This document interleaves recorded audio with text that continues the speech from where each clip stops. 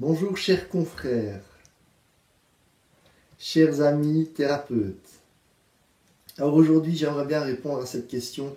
Pourquoi est-ce que j'ai des patients qui reviennent après une semaine, après un mois, après un an, et qui reviennent avec les mêmes problèmes, parfois pire.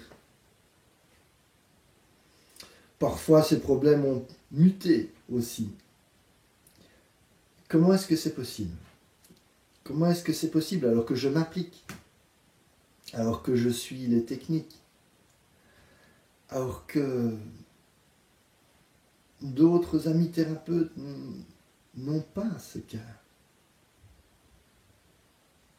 Pourquoi est-ce que ça m'arrive ? Est-ce que je fais une faute ? Est-ce qu'il me manque un outil ? Est-ce que mes soins sont trop courts ? Trop longs ? Pas assez puissants ?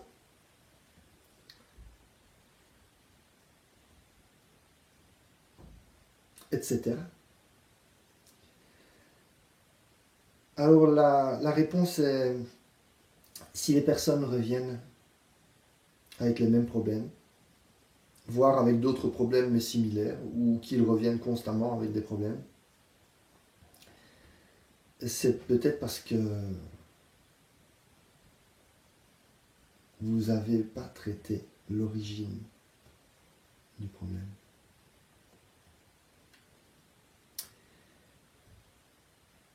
Et que ce n'est pas à vous de traiter. Vous ne faites qu'accompagner.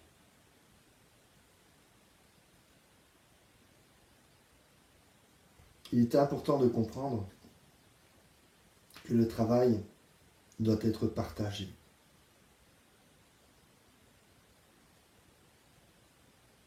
Si vous avez des patients qui reviennent, c'est que on n'a pas été à la racine et ou que le travail n'a pas été partagé. C'est-à-dire que les personnes qui viennent, qui vous approchent, doivent elles aussi travailler. Elles sont obligées de changer quelque chose.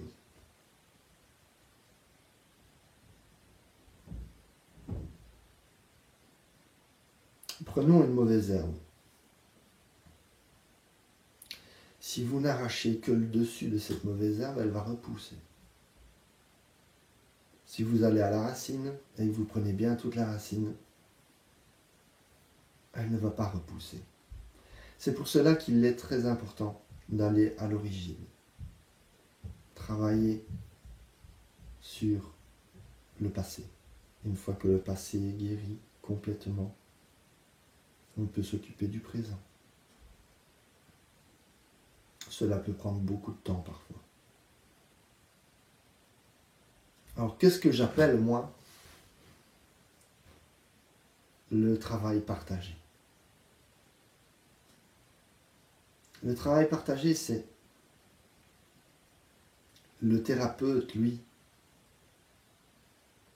va accompagner à peut-être plusieurs cordes à son arc. Vous pouvez faire de l'acupuncture, des soins énergétiques, de l'hypnose, etc. Peu importe l'outil que vous utilisez. Donc ça, c'est votre part du travail. Mais il y a aussi la part du travail du patient. Si vous avez pris pour habitude de dire aux patients « Venez rentrer, allongez-vous là, je m'occupe de vous. Voilà, merci, c'est fini, vous sentez bien, sentez mieux. » Et généralement, les gens disent « Waouh, oui, je suis détendu, c'est beaucoup mieux, c'est merveilleux, merci. Au revoir. » Non, c'est pas comme ça que ça se passe. Alors oui, ça peut se passer comme ça. Mais alors, les gens reviennent après une semaine, un mois, 4 mois, un an. Et ils sont de nouveau là, avec les mêmes problèmes. Et oui.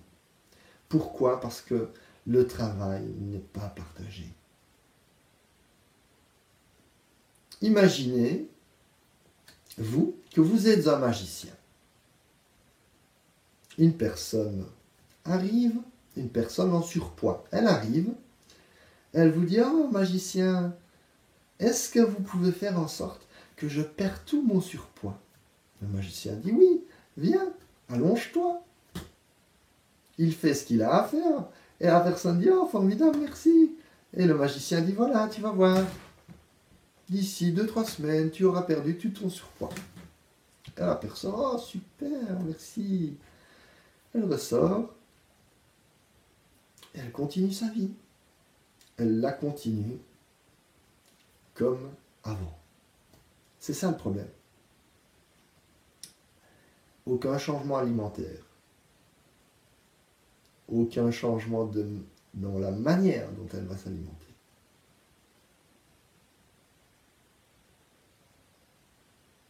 Aucun changement dans la conscience par rapport à l'alimentation. Aucun changement dans les fausses croyances qu'elle peut avoir par rapport à l'alimentation. Aucun changement dans les réflexes de l'inconscience.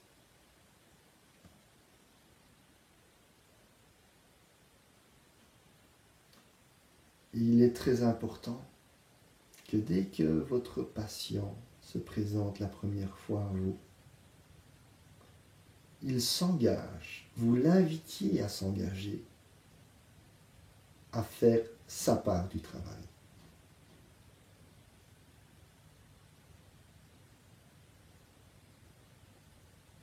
Il est important que ce soit clair dès le départ que le travail doit être partagé, équilibré. Et dans cet équilibre,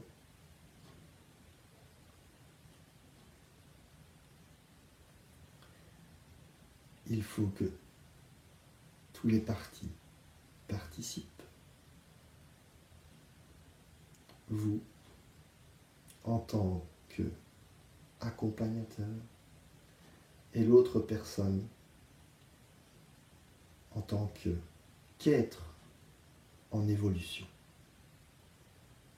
Et pour que cet être puisse évoluer, il doit lui être aussi dans l'action juste.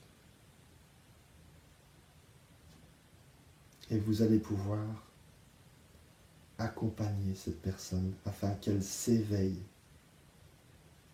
afin que sa perception s'aiguise, pour qu'elle puisse reconnaître l'action juste.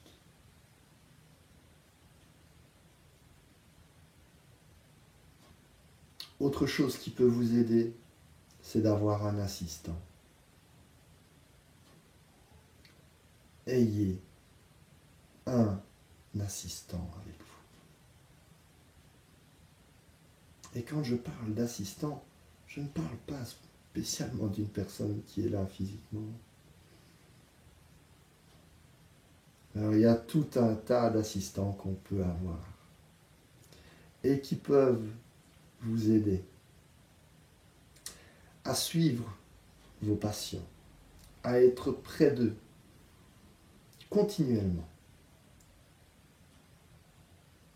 à chaque seconde.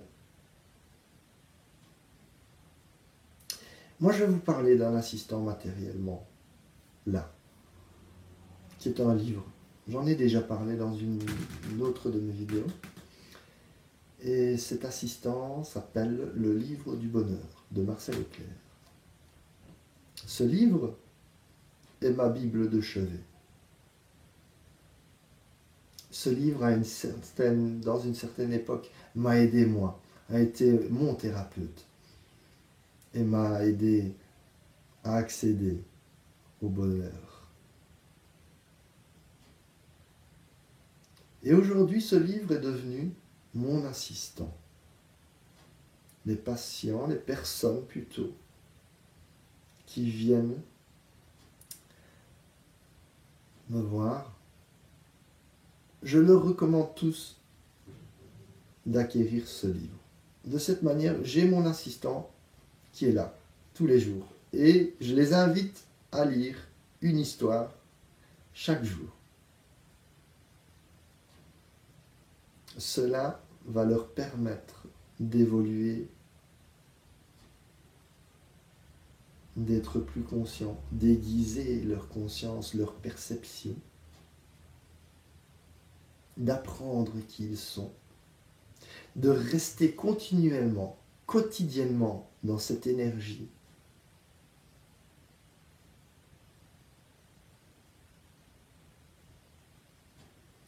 Et de telle manière, l'évolution est bien sûr accélérée, renforcée. Alors bien sûr, il y a d'autres types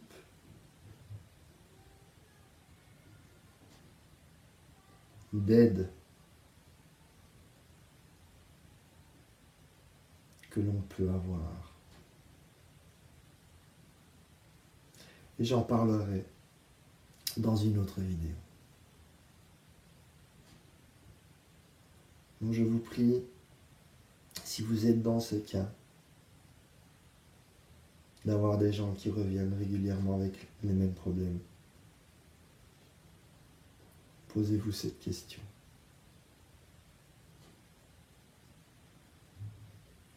Est-ce que le travail est réellement partagé? Est-ce que j'ai pu aller et atteindre la racine du problème? Et parfois aussi, il arrive que vous avez des personnes qui vont venir à vous et vous serez juste une petite étape sur leur chemin. Il y a des fois, vous êtes une grosse étape, un grand bond, un grand pas. Vous leur permettrez de faire des grands pas en avant. Et des fois, vous êtes juste une petite étape. Il faut apprendre à reconnaître quand on est une petite étape et quand on est une grande étape.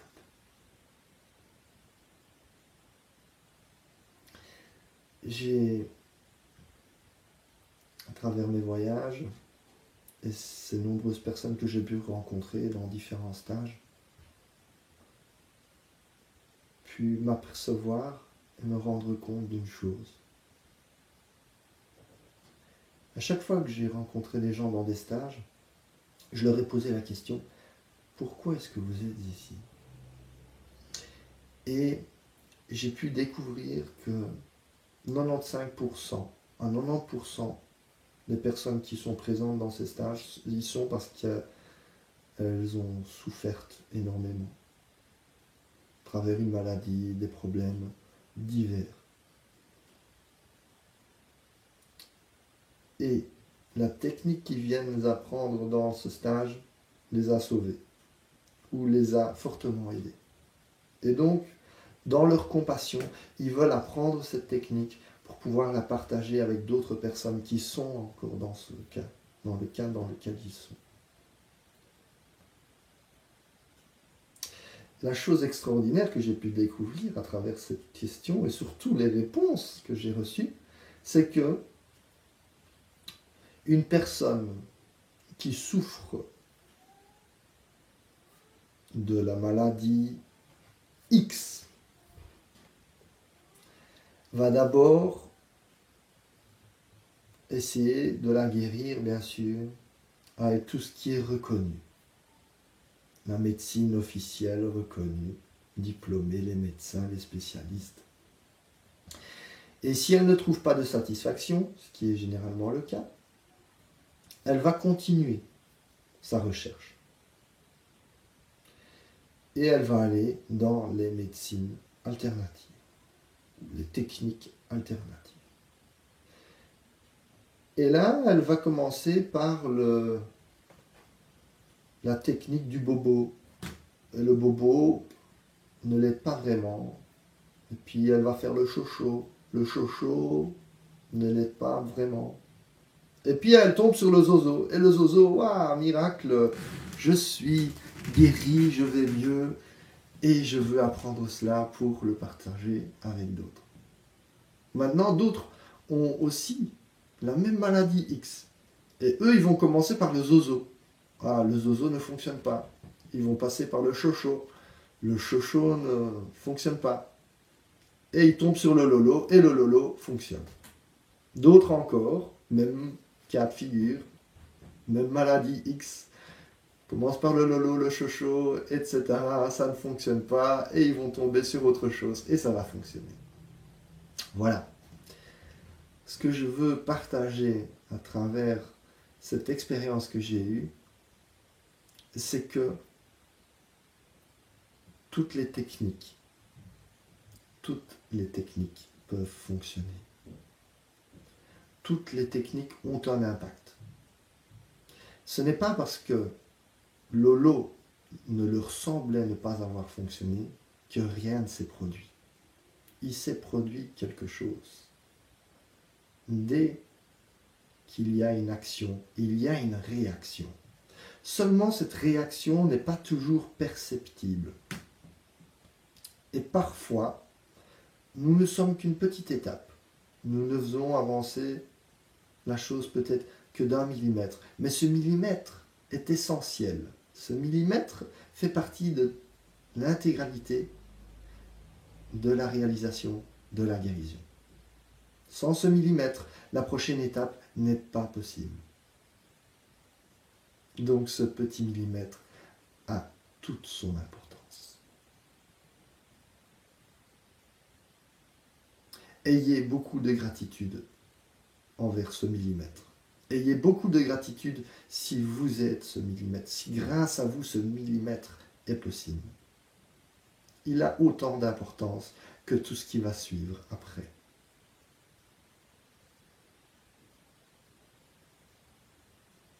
Voilà. Ensuite, il y a une autre conclusion. Et cela est de trouver la bonne chose au bon moment. D'avoir le bon outil. L'outil adéquat qui va être utilisé au bon moment.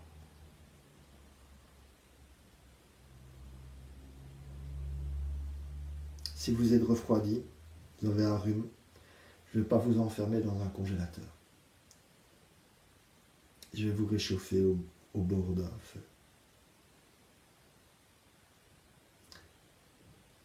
C'est pareil, si vous êtes thérapeute, vous avez certainement plusieurs outils à votre disposition. Et ce qui est essentiel, c'est de trouver l'outil qui convient le mieux, ici et maintenant, à la personne qui est en face de vous. Alors comment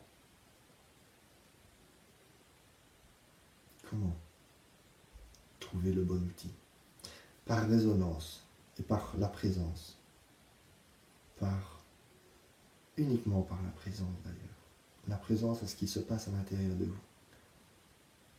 L'intelligence de votre corps, de votre esprit, va lui vous communiquer l'outil adéquat à la situation, au moment.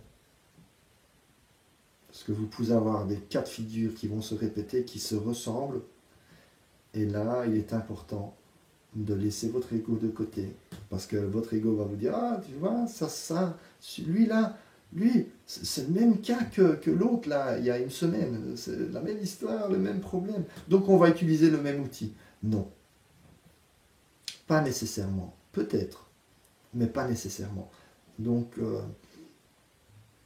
il s'agit vraiment de pouvoir être pleinement ancré dans le moment présent afin que ce soit l'intelligence du moment qui vous guide et non votre mémoire ou vos égos.